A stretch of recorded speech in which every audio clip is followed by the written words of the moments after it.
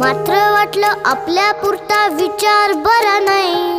मी आहे शूर, माझी आई तशी नाही. एकटी घाबरलीस ना म्हणूनच तर सोडून तुला लांब गेलो नाही.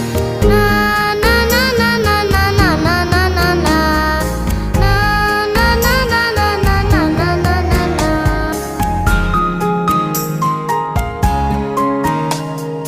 खिडकी वाचली नुसती तरी धडपडून उठेल. घाबरून जाईल, अंधारात रडत पिडत बसेल.